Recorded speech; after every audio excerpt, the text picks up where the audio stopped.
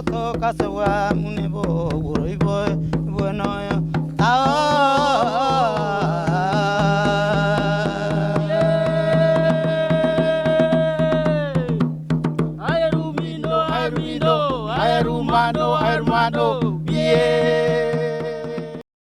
Baik, pendengar di mana saja Anda berada, kami ucapkan selamat siang dan salam hormat untuk Anda. Di hari ini tepat 6 Maret 2021, Kabupaten Kepulauan Yapen bertambah usia menjadi 52 tahun. Dirgahayu Kabupaten Kepulauan Yapen teruskan perjuangan para pendiri membangun Yapen yang lebih nyaman, lebih maju dan lebih sejahtera.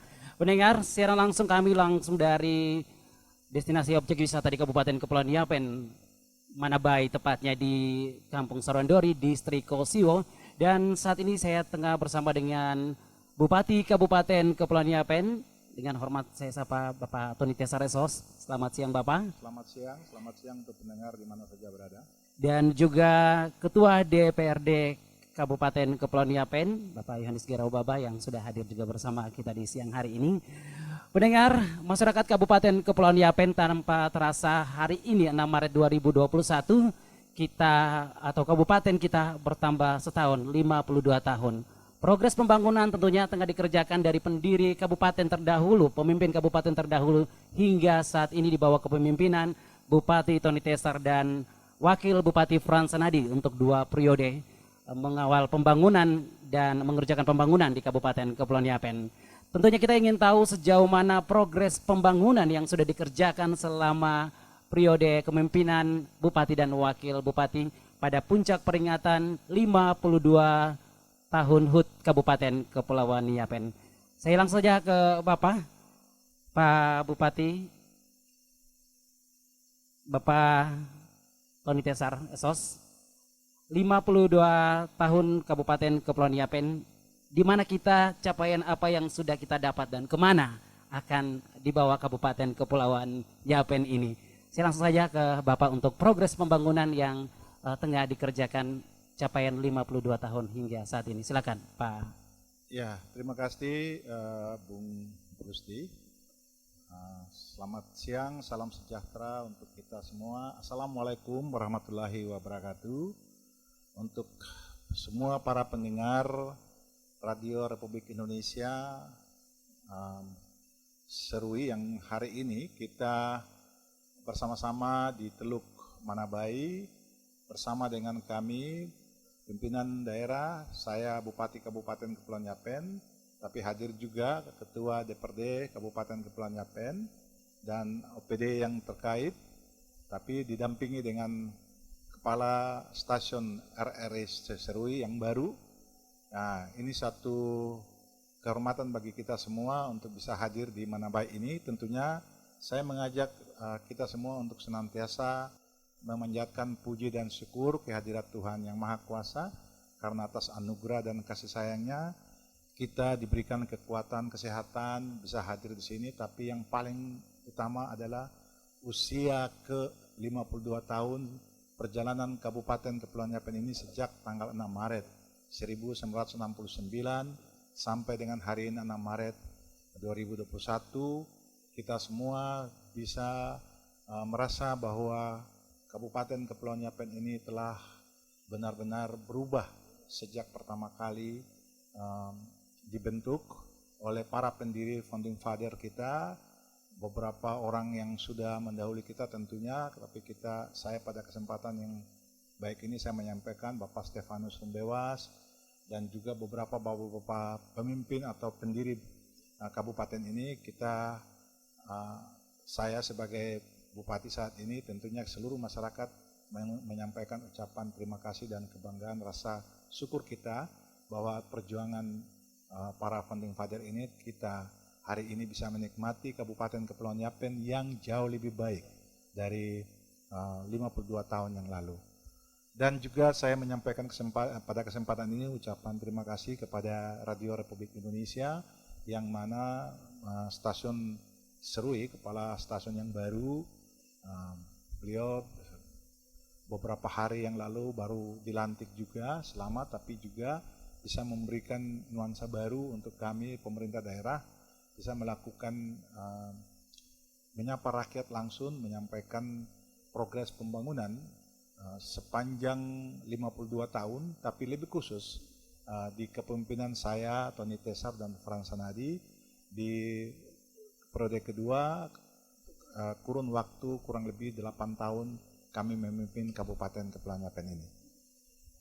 Dan juga pada saat ini saya terima kasih untuk pimpinan DPRD yang tentunya dengan dukungan dari seluruh anggota DPRD, rekan-rekan Muspida, dan seluruh pimpinan OPD yang telah bekerja maksimal sehingga kami bisa membangun kabupaten ini mewujudkan visi dan Kabupaten Kepulauan Yapen ini, yaitu mewujudkan masyarakat Kepulauan Yapen yang lebih nyaman, lebih maju, dan lebih sejahtera lagi. Terkait dengan apa yang tadi disampaikan tentang progres pembangunan 52 tahun Kabupaten Kepulauan Yapen ini, ya saya harus mengatakan bahwa kemajuan Kabupaten Kepulauan Yapen ini dari bupati pertama sampai dengan saat ini itu kemajuan yang luar biasa. Dan kita harus bersyukur, berterima kasih kepada seluruh pemimpin, kurang lebih ada 7 pemimpin mulai dari Bapak Bupati yang pertama, setelah Bapak Kerto Dipuro ya, setelah itu Bapak Warumi, diganti Bapak Karma, Bapak Laban Samori, dan kemudian diganti dengan Bapak Philip Wona, dan berganti lagi Bapak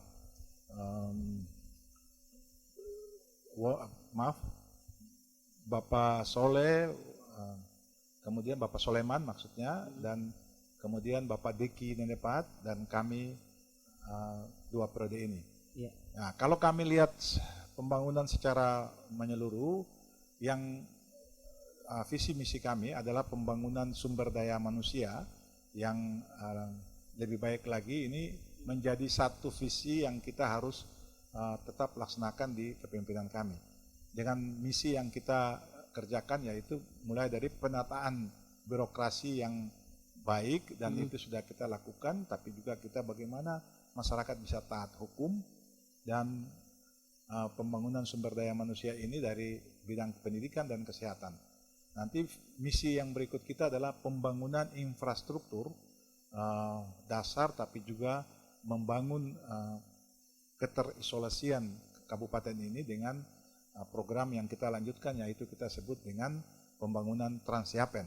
Ini semua ini kita lakukan untuk bagaimana memudahkan manusia atau orang, barang, dan jasa dalam melakukan akses ke kota maupun ke kampung-kampung. Iya Pak, baik.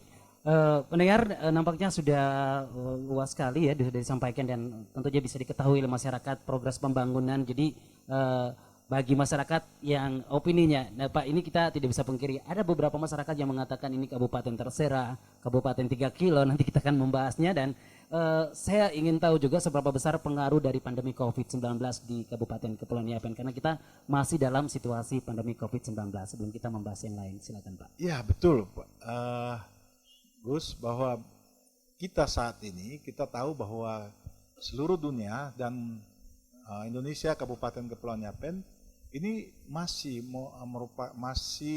menjadi perhatian kita, pemerintah pusat, Bapak Presiden Jokowi di beberapa tempat masih melaksanakan kebijakan PPKM atau pembatasan kegiatan masyarakat itu terkait dengan COVID-19 ini. Dan di Kabupaten Kepulauan Yapen ini kita juga tidak bisa mengatakan tidak, karena kita adalah daerah yang sudah siap untuk bisa melakukan pencegahan terhadap rantai penyebaran COVID ini, yang kita mulai dengan bagaimana kita mempersiapkan mental masyarakat kita, tapi kita mempersiapkan peralatan kita di Rumah Sakit Umum Serui, Dinas Kesehatan, kita terus tingkatkan peralatannya, tenaga-tenaga dokternya yang baik, bisa kita lakukan. Sehingga sejak Maret 2020 pandemi COVID ini di kabupaten kita ini, sampai dengan hari ini sudah cukup banyak, hampir 300 orang lebih yang terpapar COVID dan terinfeksi. Dan kita bersyukur juga, walaupun kita rasa duka ada 7 orang yang meninggal, tapi kita bisa melewati ini dengan baik, dan yang paling utama adalah masyarakatnya.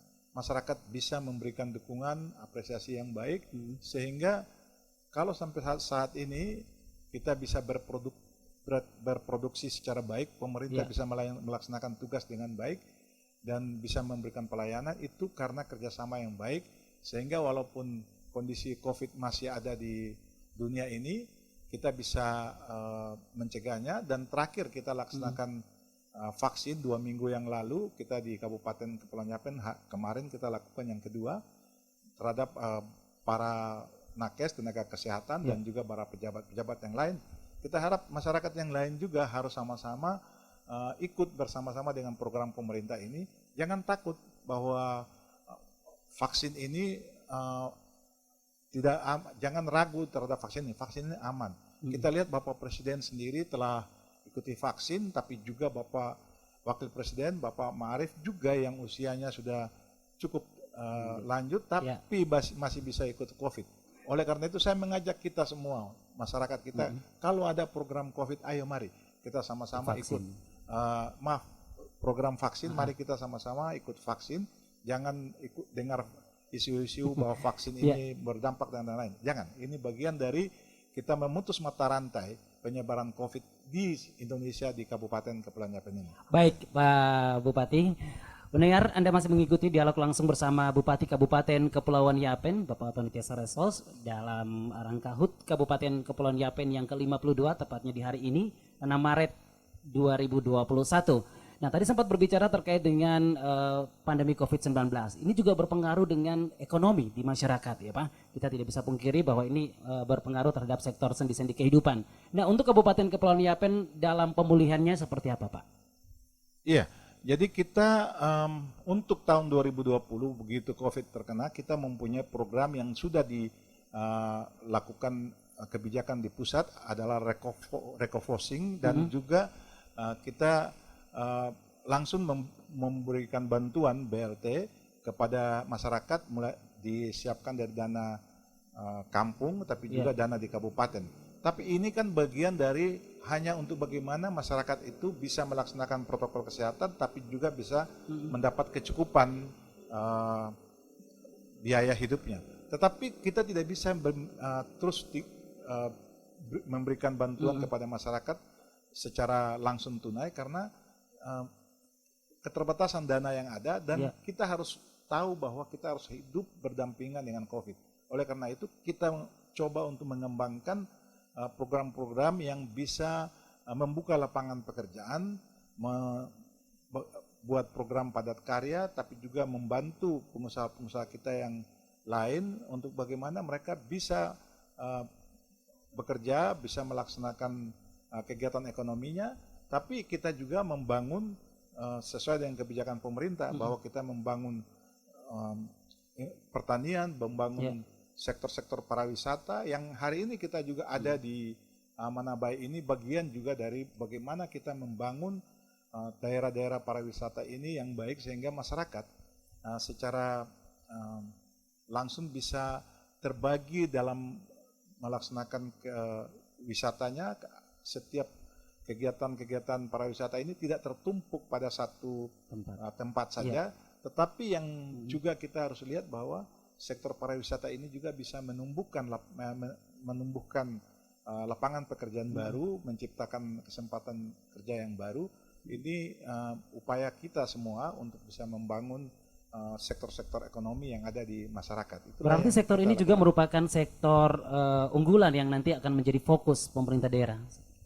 Sejak awal sektor kita termasuk pembangunan pemberdayaan ekonomi masyarakat itu bagian dari kita lakukan. Masyarakat punya penghasilan, ada di kampung-kampung banyak. Tetapi kalau kita tidak membangun infrastruktur jalan yang baik untuk akses sampai di sana, maka potensi-potensi mereka itu akan mereka nikmati, bahkan bisa tidak membuat nilai tambah dari masyarakat. Oleh karena itu fokus kita dari awal itu memang membangun infrastruktur jalan ini untuk akses sampai ke pasar. Dan saat ini kalau kita lihat pembangunan pasar ini sejak kepemimpinan saya dan saudara Frans, kita semua tahu bahwa dulu semua orang jualan di pasar itu kan hanya ya dengan kondisi yang terbatas, Sekarang, iya. los yang sangat terbatas pula, panas, hujan, kehujanan mama kita alami itu kurang lebih 2-3 tahun awal saya dan saudara Frans membangun ini juga sama. Tapi ketika hari ini kita datang ke pasar Aroro Serui kita lihat 3 bangunan yang kita bangun ini sudah penuh dari pagi, bahkan mereka siang dan malam itu minta tambah waktu untuk bisa berjualan sampai tengah malam. Ya ini dampak dari pembangunan infrastruktur yang kita lakukan. Artinya dengan jalan yang panjang ini menjangkau kampung-kampung yang selama ini tidak bisa mengakses ke Serui, mereka sudah bisa dapat kesempatan untuk semua hasil bumi mereka yang ada di tempat yang paling jauh. Kita di bagian utara saat ini kita sudah bisa sampai ke Yobi, kita di bagian utara, di bagian barat kita sudah bisa sampai di Ariobu, kita di bagian selatan kita bisa sampai ke Dawai sampai ke Andei, di bagian selatan barat kita bisa sampai ke Ansus dan kita sampai ke Natabui. Begitupun di Ambaidiru kita bisa akses sampai ke jalan yang lebih baik lagi. Ini kita harus jujur mengatakan bahwa jalan semua ini belum semua mulus seperti yang diharapkan. Jalan aspal, jembatan baik itu belum bisa sampai di sana. Tapi kita harus mensyukuri bahwa sejak Bupati saya Tony Teser dan Frans Sanadi 2012 kami dilantik, saya kira orang tahu, orang jalan ke timur ini mungkin sampai di Wawuti saja, nggak bisa terus. Sekarang bisa naik mobil sampai ke Randawaya, naik mobil sampai ke Dawai, naik mobil sampai ke Wansma, naik mobil sampai di Waindu, naik mobil sampai di Andei. Itu semua orang bisa naik mobil sampai di sana, walaupun dengan kondisi jalan yang kurang baik. Begitu juga di barat. Kita juga lihat orang-orang Japan Barat sekarang, kalau jembatan satu putus saja di Papuma, langsung mereka sudah sampai di Bupati untuk minta perbaiki jembatan. Artinya bahwa jalan darat ini, infrastruktur ini sangat dibutuhkan oleh masyarakat. Mereka bisa jualan sampai dari Natabui, jualan ke Ansus, dari Ansus jualan sampai ke Serui. Ini yang membuat pasar ini jadi terus berkembang penuh dan kalau ini saat ini kita punya OPD yang baru, kita akan arahkan supaya masyarakat ini harus bisa melakukan diversifikasi tanaman pangannya. Jangan mereka hanya jualan itu daun singkong, sayur kangkung yang biasa-biasa saja. Kalau itu yang dijualkan, pasti tiap saat orang bilang pasar ini tidak laku. Ya karena yang dijual itu semua jualan itu. Harus tanam yang sayur-sayur yang lain. Kebutuhan kita untuk saat ini bawang, tomat, yang lain-lain sayur itu sudah cukup baik di sini. Telur, ayam, ini sudah mulai baik di sini. Jadi ini bagian kemajuan yang harus kita juga mensyukuri. Artinya kita harus realistis bahwa sudah lebih baik 52 tahun ini Kabupaten Kepulauan Yapen ini kita bangun. Baik, Bapak tadi sempat Pak Bupati menyinggung tentang infrastruktur jalan. Nah, beberapa waktu minggu lalu sempat juga di media sosial diposting jalan di wilayah Yapen Timur untuk progres pembangunannya ya, baik itu di bagian Yapen Timur dan jalan dan jembatan. Nah, mungkin bisa diinformasikan juga terkait dengan jalan tersebut. Iya, memang masyarakat ini kan ada yang paham, ada yang tidak paham tentang tanggung jawab negara. Negara ini dalam membangun infrastruktur jalan khususnya itu dibangun ada tanggung jawabnya. Jalan nasional itu dibangun oleh balai yang dalam hal ini dananya APBN. Ruas di Kabupaten Kepulauan Yapen itu, ruas itu dianggap antar provinsi. Kita membangun akses moda transportasi yang dibangun kebijakan di pemerintah provinsi dan pusat itu antara Biak di Serui dan Waropen Nabire itu dimuat moda transportasi lewat laut, darat dan juga akan akses dengan kereta api sampai ke Jayapura sampai ke Sorong. Itu moda transportasi yang dibangun sehingga tanggung jawab pemerintah pusat itu mereka membangun ruas jalan dari pelabuhan sampai ke pertigaan Menawi terus sampai ke Saubeba belok kanan ke Yobi. Itu ruas provinsi ditangani oleh provinsi. Tadi yang disampaikan ruas timur, Yapen Timur itu adalah ruas provinsi yang mana ruasnya dimulai dari pertigaan Menawi sampai ke Sumber Baba Dawai. Ruas itu adalah tanggung jawab pemerintah provinsi. Tapi kita di kabupaten tidak bisa mengatakan bahwa ini tanggung jawab, kalau jalan rusak ini tanggung jawab pusat, ini tanggung jawab provinsi. Kita di kabupaten juga akan terus berupaya untuk membangun jalan yang lebih baik lagi untuk masyarakat. Kita lihat contoh di saat ini. Dana provinsi ini karena dipakai untuk kegiatan PON, sejak infrastruktur PON dibangun, dana otsus kita dari 96 miliar, itu di 3 tahun yang lalu, turun drastis menjadi 46 miliar. Yang dana infrastruktur yang diberikan untuk kita multi years 3 tahun berturut-turut 200 miliar tidak ada lagi. Dana pemberdayaan ekonomi, dana pemberdayaan atau dana prospek untuk kampung itu ada 16 miliar. Ini juga dipotong. Sehingga dana betul-betul dana yang ada di kabupaten dari provinsi itu hanya 46 miliar. Proyek yang dari provinsi juga untuk membangun yang jalan provinsi ini sudah tidak ada karena dipakai tadi. Kita berupaya untuk melakukan inovasi dengan kebijakan pemerintah pusat, dalam hal ini Menteri Keuangan, melakukan sumber dana lain adalah pinjaman daerah. Pinjaman daerah ini melalui PT SMI.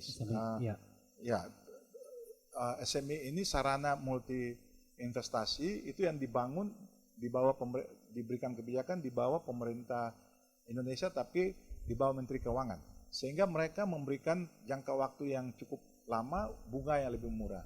Untuk apa? Untuk bisa kita mempercepat pembangunan infrastruktur, karena kita tahu masyarakat kita sangat membutuhkan infrastruktur ini. Kita harus menyurat juga. Kita harus menyurat juga ke provinsi, gubernur untuk minta tanggung jawab ruas yang ada di provinsi ini untuk ditangani oleh kabupaten. Dan ini sudah kita laksanakan. Ya, maaf Degusti, ini saya jelaskan satu kali biar clear.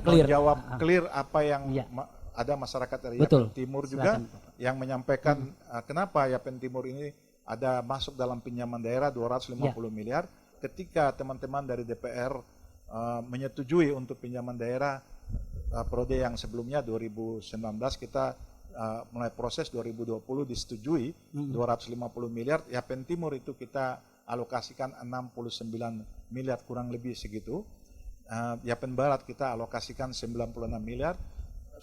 Yapen Timur tuh 46 miliar. Yapen Utaranya yang 98 miliar, tapi ada di timur kita tambah jembatan itu ada kurang lebih 14 miliar. Jembatan di barat yang Sumboi yang sedang dikerjakan itu hampir 20 miliar.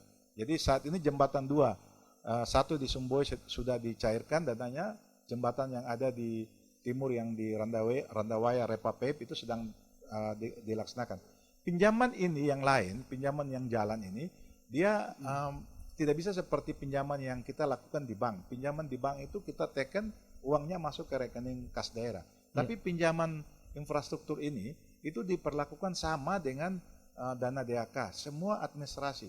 Mulai dari tadi, status jalannya harus jelas, AMDAL-nya harus jelas, desain semua. Nah ini kita sedang urus AMDAL-nya. AMDAL ini adalah jalan ruas timur, ruas barat ini adalah jalan provinsi, sehingga yang mengurus AMDAL-nya adalah provinsi. Kita bersyukur provinsi sudah mengurus sampai dengan saat ini, mungkin tinggal 1 kali lagi dia lokakarya, AMDAL-nya sudah ada. Kalau AMDAL-nya sudah ada, kita boleh jalan. Sehingga yang kita tetapkan 2020 pinjaman 250 ini, yang baru jalan hanya 36 miliar untuk jembatan dan 2 jembatan ini. Nah ini pemerintah, kita bersyukur juga setelah COVID, pemerintah pusat mengambil kebijakan baru disebut dengan program pemulihan ekonomi nasional atau PEN. PEN ini 2020 pemerintah mengeluarkan kurang lebih 550 triliun tanpa bunga, pinjamannya itu tanpa bunga dan jangka waktunya 10 tahun. Tapi kita kemarin belum bisa masuk, kita langsung sampaikan ke DPR, saya minta izin ke DPR, kita membatalkan pinjaman yang reguler itu yang bunganya 7%, jangka waktunya hanya 4 tahun, kita merubah dengan kebijakan PEN. Dan masuk di 2021 ini kita ajukan, kebetulan saya ikuti perkembangannya di Menteri Keuangan, Menteri Keuangan alokasikan 699 triliun. Mudah-mudahan sambil menunggu peraturan menterinya bisa disetujui. Kita di Yapen kita sudah merubah dia yang tadi ke timur, kita membatalkan, ke barat reguler ini kita sudah batalkan. Kita tunggu program PEN yang baru ini, jangka waktunya bisa sampai 8-10 tahun, bunganya mungkin tidak sampai 0 tapi ada bunga sedikit, tetapi dia tidak menggunakan AMDAL lagi. Dia langsung bisa dikerjakan tanpa mengabaikan AMDAL. Itulah yang kita harapkan terobosan-terobosan pemerintah pusat itu lakukan sehingga kita bisa langsung leluasa kerja. Kalau kita tunggu AMDALnya saja, saya kira tidak akan kita bisa kerja sebelum AMDALnya keluar. Artinya saya menyampaikan ini kepada masyarakat supaya masyarakat tidak sampai salah paham tentang kenapa pemerintah saat ini sudah ada pinjaman, kenapa sudah selesai kok tidak jalan. Padahal kita sudah jalan, tapi aturan-aturan harus ada baru kita bisa laksanakan. Dan yang berikut saya harus sampaikan bahwa dalam aturan mengatakan undang-undang bahwa pinjaman daerah boleh jangka pendek, jangka menengah, jangka panjang. Kita itu termasuk adalah pinjaman jangka menengah, tapi jangka menengah ini dibatasin tidak boleh melebihi dari masa periodiknya bupati yang memimpin. Artinya bahwa pinjaman ini kita akan pinjam sampai dengan 8 tahun. Nah, saya dan saudara Frans akan berakhir pada tahun 2022. Aturan ini juga kita bukan kaku begitu, ada aturan. Boleh melebihi batas periodik, tapi harus ada persetujuan dari Menteri Dalam Negeri dan Menteri Keuangan. Surat ini pun juga sudah kita dapatkan, kita sudah uruskan, ada suratnya untuk boleh melakukan pinjaman melebihi periodik bupati. Itu persetujuan itu kita peroleh baru kita boleh laksanakan pinjaman. Artinya bahwa pinjaman uang pinjaman daerah ini melebihi masa periodik tidak melanggar aturan karena kita sudah punya surat persetujuan dari Mendagri. Lagi pula saya ingin menyampaikan kepada masyarakat bahwa pinjaman daerah ini bukan untuk bupati dan wakil bupati menggunakan pribadi. Tapi kita pinjam untuk bagaimana kita mempercepat proses pembangunan infrastruktur yang memang masyarakat sangat butuhkan. Saya yakin siapa saja bupati yang akan menggantikan kami pasti akan melaksanakan sesuai dengan keinginan masyarakat, yaitu membangun infrastruktur. Ini kalau kita katakanlah kalau bupati yang baru itu ya tinggal terima enaknya saja, uangnya sudah dikerjakan semua. Bupati yang baru tinggal konsentrasi pekerjaan yang lain. Bunganya rendah, 10 tahun dia hitung kalau masa 10 tahun ini jalan kita investasikan 200 miliar. Saat ini kita masukin 200 miliar untuk jalan. Kita bikin nilai semen itu mungkin harganya 70.000. 10 tahun yang akan datang, aspal harganya misalnya 600.000. Aspal yang 10 tahun yang akan datang, itu semennya mungkin sudah 100.000, aspalnya mungkin dari 600.000 dia sudah jadi 1 juta. Uang 200 miliar ini yang saat ini kita kerjakan bisa membangun 20 kilo ke barat, 16 kilo ke utara, 12 kilo ke timur. Mungkin kalau kita tunggu uangnya 250 miliar itu ada di 10 tahun yang akan datang, kita tidak akan bisa bangun jalan sepanjang itu.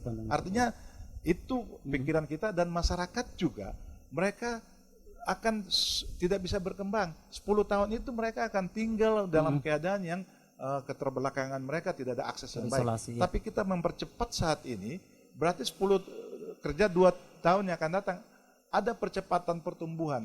Kurang lebih 6 tahun yang ke depan itu mereka bisa cepat melompat, lonjakan kemajuan yang luar biasa. Itu pemikiran-pemikiran kita untuk bagaimana kita mempercepat mewujudkan program kita untuk mewujudkan harapan masyarakat membangun infrastruktur yang lebih baik di Kabupaten. Baik, terima kasih Pak Bupati, Pak Tony Tesar. Ya, pendengar masyarakat Kabupaten Kepulauan Yapen, khususnya di wilayah Yapen Timur, telah mendengarkan sendiri bagaimana keterangan atau penjelasan dari Bupati Kabupaten Kepulauan Yapen, Pak Tony Tesar Resos. Dan saya langsung ke Ketua DPRD Kabupaten Kepulauan Yapen, Pak Yohanes Geraubaba, yang juga hadir di siang hari ini bersama kita di Manabai, lokasi objek wisata di Kampung Sarwandori, Distrik Kosiwo.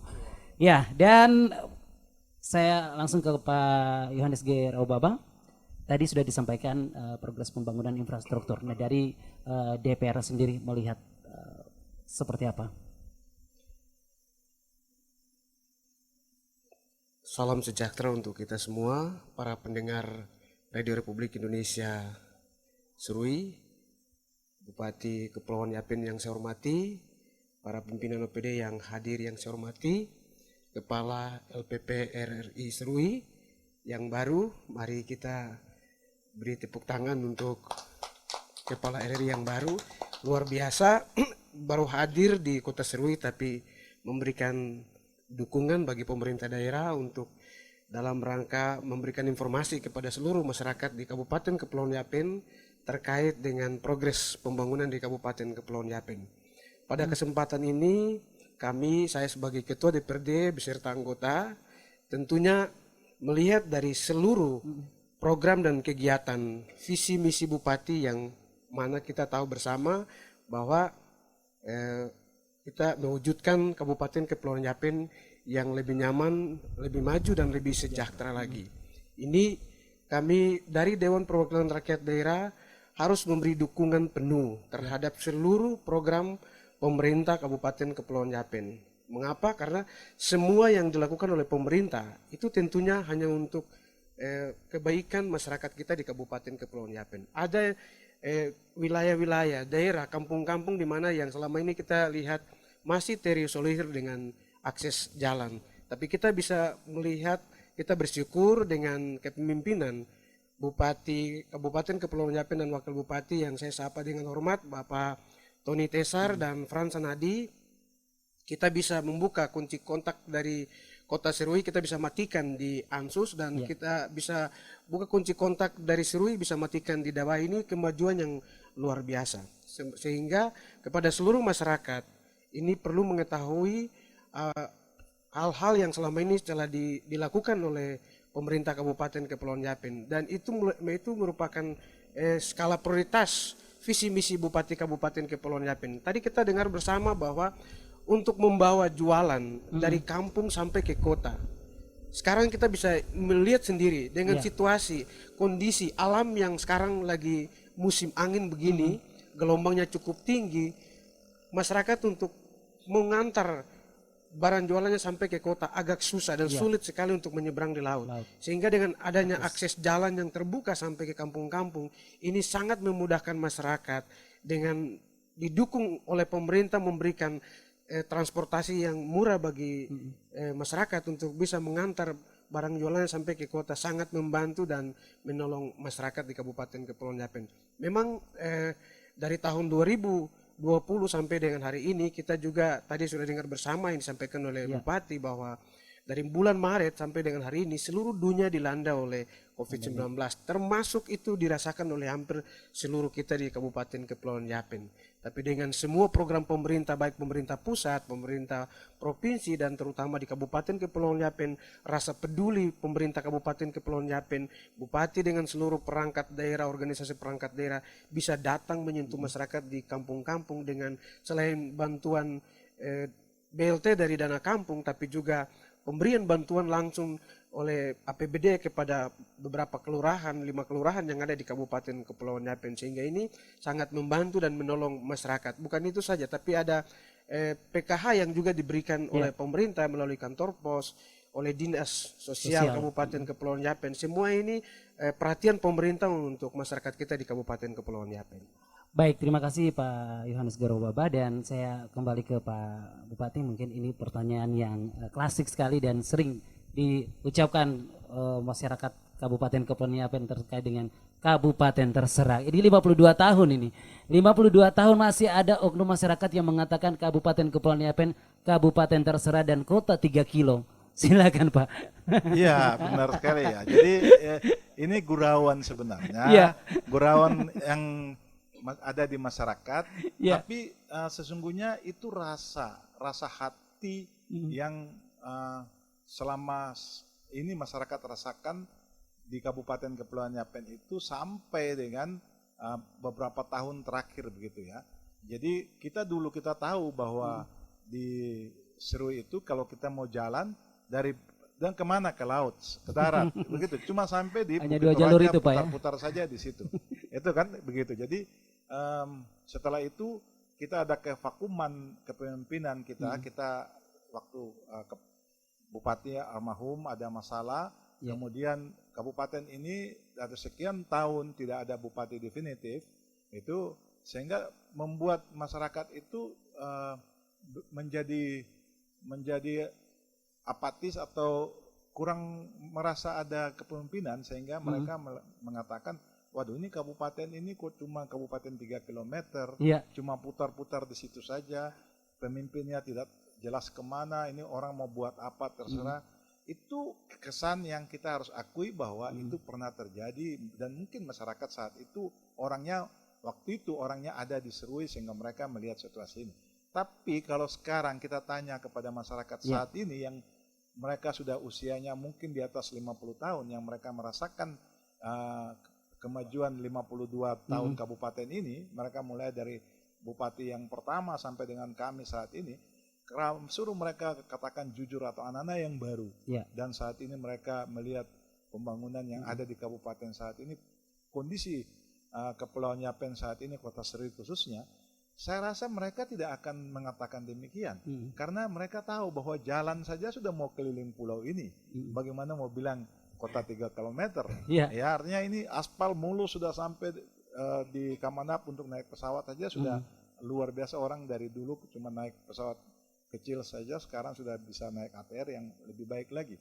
Dan juga kalau kita bilang kabupaten terserah, saya harus mengatakan bahwa tidak, kabupaten ini adalah kabupaten yang benar-benar taat hukum, karena misi kita adalah masyarakat, salah satu yang memang dalam membawa bagaimana kabupaten ini untuk bisa membawa masyarakat kita untuk taat hukum.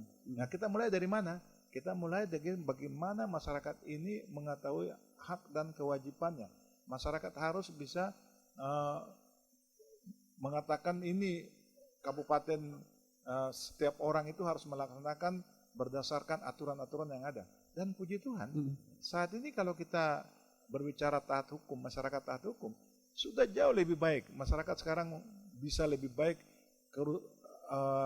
pertikaian-pertikaian di masyarakat, huru-hara yang lain-lain, itu bisa kita melihat bahwa sudah lebih baik. Menurun, Tapi kalau ada institusi-institusi lain, ya saya harus mengatakan tanda kutip, dalam proses-proses pilkada, proses pileg, terutama pileg, itu kan ada instansi-instansi lain yang mungkin ada orang-orang yang merasa tidak puas, dan mungkin juga apa ketidakpuasan itu benar adanya, tapi proses itu kan sudah lewat hukum, dan semua itu lewat hukum. Artinya bahwa apa yang mereka mencurigai ada orang-orang yang bisa dengan mudahnya mereka melakukan pelanggaran-pelanggaran, tidak ditindak dan lain-lain, itu mereka punya jalur hukum dan mereka ikuti jalur hukum itu, dan secara hukum sudah diputuskan. Kita harus paham, masyarakat semua harus paham bahwa putusan untuk mendapatkan satu yang benar itu adalah keputusan di hukum. Nah, kita juga harus belajar untuk mengatakan bahwa apapun keputusan hukum, walaupun salah, putusan hukum itu harus dianggap benar. Apalagi masalah yang benar ya harus yang benar. Ini harus masyarakat sadar begitu, bahwa kalau kita semua orang mengatakan harus benar di pengadilan, ya tidak mungkin begitu. Di pengadilan itu harus memutuskan, ada yang pihak yang dikabulkan permohonannya, ada pihak yang ditolak. Sehingga kalau ada hal-hal yang ini yang merasa kurang menerima putusan, saya mengajak kita, mari kita taat hukum. Proses hukum, ketika hukum diputuskan, maka itulah yang kita anggap benar. Dimulai dari bagaimana kita lihat proses-proses pileg dan pilkada yang ada di kabupaten. Tapi masih ada pihak-pihak lain yang belum merasa puas dengan proses demokrasi yang sudah jalan. Proses ini sudah sampai ke proses penetapan, kemudian dibawa ke Mahkamah Konstitusi, ada juga dibawa PT UN. Semua proses ini sudah dilalui.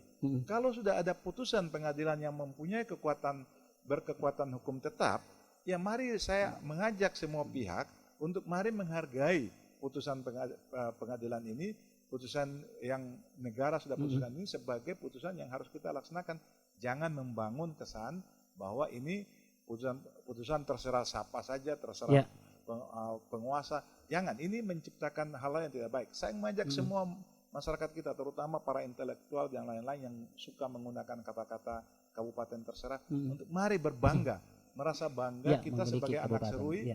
Kita harus bangun kebanggaan kita, untuk kebanggaan Serui, kota Serui ini sebagai kebanggaan kita, dengan menjadikan semua isu-isu bahwa kota Serui ini adalah kota kebanggaan kita, kota yang perjuangan kita dan kita adalah orang-orang yang punya kemampuan menjadi orang-orang pertama jadi jenderal dan jadi gubernur. Itu jadi kebanggaan. Yang positifnya yang kita harus bangunkan itu untuk menciptakan rasa cinta pada daerah ini, cinta kepada negara sebagai bagian daripada kita ada di negara kesatuan Republik Baik, Indonesia. sudah jelas sekali Pak Bupati sudah menyampaikan untuk yang masih beda pendapat tentunya masih hingga sampai saat ini ya kita tidak bisa pungkiri masih tetap melanglang buana di media sosial maupun Facebook dan sebagainya. Nah, satu terakhir yang ingin saya sampaikan sebelum saya lanjutkan yang berikutnya itu tersisa di dalam injury time ini apa yang ingin dikerjakan artinya untuk Kabupaten Kepulauan Yapen. Silakan Pak. Iya, jadi target kita jelas dalam kepemimpinan kita yang namanya kampanye kita tuangkan dalam dokumen yang kita sebut dengan Rencana Pembangunan Jangka Menengah atau RPJMD. Itu sudah kita ukur, kita target dan capaian apa yang kita lakukan. Sehingga semua kita punya program yang kita rencanakan itu harus ada dalam tahapan-tahapan yang bisa mencapai visi misi kita. Visi misi kita itu adalah bagaimana kita menciptakan masyarakat kita yang kehidupannya nyaman. Ya saat ini kita harus lihat harus sudah lebih nyaman dari yang sebelumnya. Kita lihat bagaimana maju. Ya memang harus maju. Kita lebih maju dari yang hari kemarin. Masyarakat yang menilai apakah saat ini Serui lebih maju apa tidak. Sejahtera lebih relatif sejahtera ini kalau kita tingkat beberapa tahun yang lalu Kabupaten Kepulauan Yapen termasuk daerah tertinggal dalam wilayah surat SK Kementerian. Tapi kita bersyukur bahwa 2 tahun yang lalu Kabupaten Kepulauan Yapen sudah keluar dari daftar nama kabupaten tertinggal di seluruh Indonesia. Ya, 2 tahun yang lalu. Artinya bahwa indikator untuk keberhasilan capaian kita untuk masyarakat yang lebih sejahtera lagi itu sudah dibuktikan dengan surat dari kementerian bahwa hasil BPS itu kita sudah keluar dari sana. Tapi juga kita harus lihat bahwa bagaimana sumber daya manusia orang Serui saat ini. Ya, tingkat pendidikannya jauh lebih baik, lebih maju semua. Berapa banyak orang yang bisa sekolah, kuliah dan lain-lain. Memang ada 1-2 yang merasain, tapi dulu tidak ada itu yang bantuan mahasiswa itu bunyinya juta. Saya ingat bantuan pertama kali saya masuk, yang terima bantuan hanya 300.000, 400.000. Saya bilang kalau bantuan anak sekolah dikasih cuma 300.000, 400.000 itu kasihan sekali. Tapi setelah kami masuk, kami bisa memberikan bantuan untuk mahasiswa itu untuk setiap tahun 2.400.000, tapi untuk mereka lakukan tes untuk skripsi dan lain-lain 4 juta. Bahkan ada yang di tengah-tengah ada kebutuhan uangnya kita harus ambil. Itu untuk bukan 1-2 orang. 1.500 bantuan mahasiswa yang kita berikan. Dulu juga tidak ada yang namanya orang tua itu yang mau sekolah anak di SMA itu dulu kan tidak ada yang bayar uang sebelum kita masuk, mereka harus membayar uang bangku, uang apa 1 juta sampai 2 juta. Setelah kami merubah peraturan daerah itu kan semua tidak ada yang bayar. Tapi begitu saat ini masuk di pemerintah provinsi Tarik, mereka merasa harus bayar. Artinya tingkat yang kita ingin ciptakan visi misi kita untuk bagaimana mencapai sejahtera itu, masyarakat harus merasakan bahwa itu ada peningkatan. Jadi target kita lah untuk bagaimana kita bisa sisa waktu yang ada itu. Tadi malam kita sudah melantik OPD yang baru dalam struktur yang baru.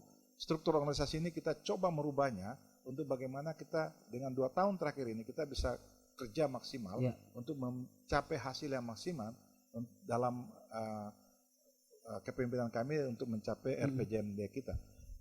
Yang kita bangun saat ini itu semuanya kalau kita mengukur hampir mencapai apa yang kita rencanakan di dalam RPJMD kita. Hampir mencapai.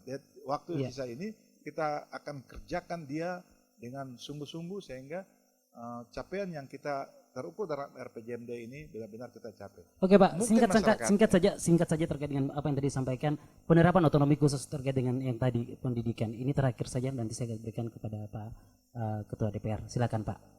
Iya. Ya, tanggapan Bapak. Ya, jadi untuk saat ini kalau kita lihat pasal 34 ini akan berakhir Undang-Undang Otsus 2021 yang akan berakhir pada November 2021 yang akan datang. Tentunya saya sebagai Bupati saat ini, saya juga melakukan pembicaraan dengan bupati-bupati kita yang ada di daerah Teluk. Kita coba untuk melakukan evaluasi. Dan ini kita lakukan bukan saja dengan Teluk, tapi kita dengan Bupati Wilayah Tabi. Kami melakukan evaluasi itu di 2020 di bulan September yang lalu. Dari hasil pertemuan ini, semua mengatakan bahwa Otsus ini harus dilanjutkan karena mereka merasakan manfaatnya. Ya, itulah yang kita suarakan. Kita suarakan bahwa Undang-Undang 21 ini untuk pemberian dana bantuan percepatan itu 2% dari dana DAU itu harus dilanjutkan, bahkan harus ditingkatkan. Kalau undang-undangnya tidak mungkin undang-undang itu gugur. Undang-undang itu kan dia akan jalan terus.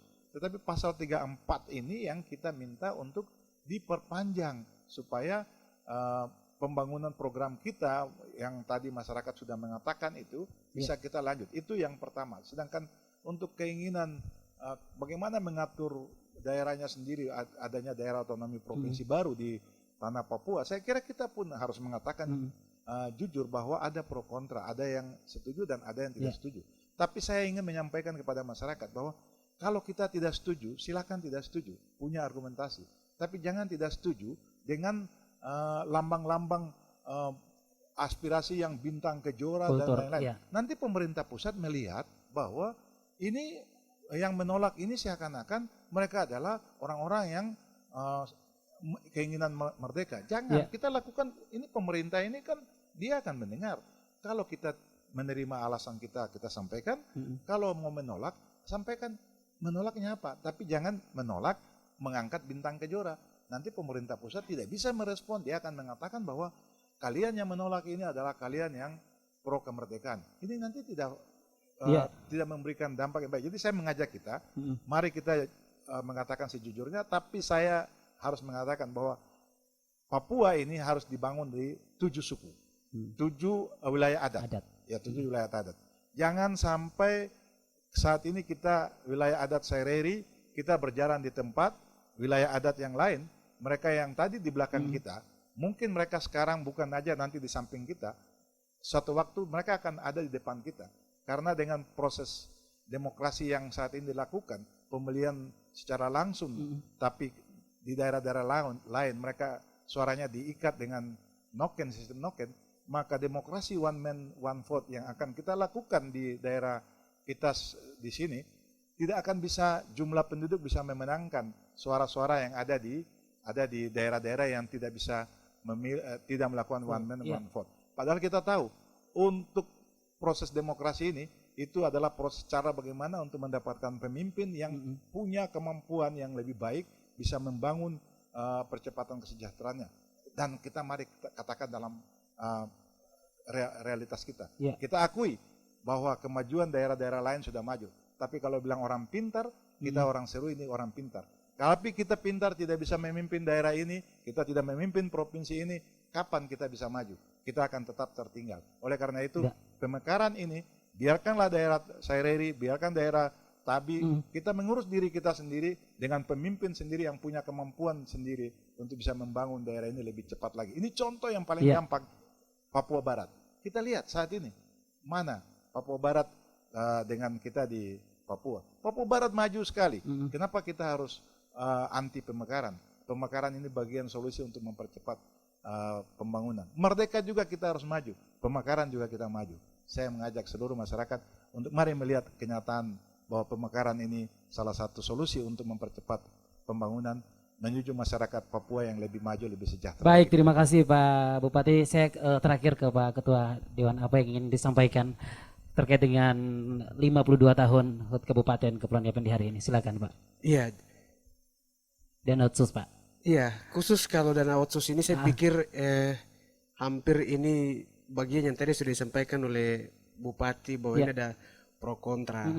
Ada masyarakat yang menolak otsus ini untuk tidak dilanjutkan, tapi masyarakat ada yang minta supaya otsus ini tetap dilanjutkan. Kita tahu bersama bahwa untuk kita di Kabupaten Kepulauan Yapen ini hampir setiap tahun pemerintah Kabupaten Kepulauan Yapen menyampaikan informasi tentang otsus kita. Di Kabupaten Kepulauan Yapen itu kurang lebih kita ada 94 miliar yang diberikan oleh pemerintah Provinsi Papua sesuai dengan setiap tahun ditetapkan dengan keputusan gubernur. Tapi kita hampir 2 tahun belakangan ini dari 2019, 2020, 2021 ini kita dari 94 miliar itu dipotong 50% sehingga kita hanya 54 miliar. Itu. Sehingga dalam menggunakan dana otsus ini sudah ada peraturan gubernur yang menetapkan pembagian persentase pendidikan, kesehatan, infrastruktur, ekonomi kerakyatan. Iya, dana otsus ini kita 46 miliar untuk 2020 dan 2021. Ini kalau kita lihat ini sangat kurang untuk mendukung program pemerintah di Kabupaten Kepulauan Yapen. Kita bisa lihat bahwa hari-hari ini mulai sejak 2012 sampai dengan 2017 dan hari ini 2021, anak-anak sekolah yang tadinya pergi ke sekolah harus begitu mendaftar SD, SMP dengan uang pendaftaran, tapi mulai kepemimpinan Bupati Tony Tesar dan Frans Sanadi semua dibebaskan. Artinya bahwa gratis, pendaftaran gratis, sekolahnya. Itu hanya di Yapen ya Pak ya? Iya, itu bebas biaya. Ini kita bersyukur untuk dana otsus yang diberikan oleh pemerintah bagi mendukung program pemerintah di Kabupaten Kepulauan Yapen. Itu sehingga bagi kami Dewan Perwakilan Rakyat Daerah kami tetap akan mendukung program pemerintah karena sesungguhnya tidak ada pemerintah yang merencanakan sesuatu yang tidak baik bagi masyarakat. Semua yang direncanakan oleh pemerintah tentunya itu untuk kebaikan seluruh masyarakat kita, terutama masyarakat di Kabupaten Kepulauan Yapen. Kita juga berharap bahwa pendidikan di Kabupaten Kepulauan Yapen ini akan lebih maju lagi. Kita akan lakukan itu ke depan sehingga Kabupaten Kepulauan Yapen ini kembali seperti yang lalu-lalu menjadi kota pendidikan di Provinsi Papua. Baik. Harapan kami bagi seluruh masyarakat Kabupaten Kepulauan Yapen pada kesempatan ini dalam hari ulang tahun yang ke-52 tahun tanggal 6 Maret 2021, saya mengajak kita semua masyarakat Kabupaten Kepulauan Yapen, marilah kita mendukung semua program pemerintah Kabupaten Kepulauan Yapen untuk terus meningkatkan kesejahteraan masyarakat Kabupaten Kepulauan Yapen dengan visi misi Bupati yang kita kenal, mewujudkan masyarakat Kabupaten Kepulauan Yapen yang lebih nyaman, lebih maju, dan lebih sejahtera lagi. Ya, pendengar di mana saja Anda berada, sebenarnya masih banyak hal yang perlu kita tanyakan dengan Bupati Kabupaten Kepulauan Yapen, namun sayang waktu kita terbatas. Tentunya kami memohon kesiapan Bapak Bupati untuk momen-momen selanjutnya untuk informasi perkembangan Kabupaten Kepulauan Yapen di berbagai bidang dan juga Ketua DPRD Kabupaten Kepulauan Yapen. Dan dari tempat objek wisata Manabai di Kampung Sarwandori, Distrik Kosiwo, Dirgahayu ke-52, Kabupaten Kepulauan Yapen 6 Maret 2021. Teruskan perjuangan para pendiri membangun Kabupaten Kepulauan Yapen yang lebih nyaman, lebih maju dan lebih sejahtera. Selamat siang, kita kembali ke studio dan sampai jumpa.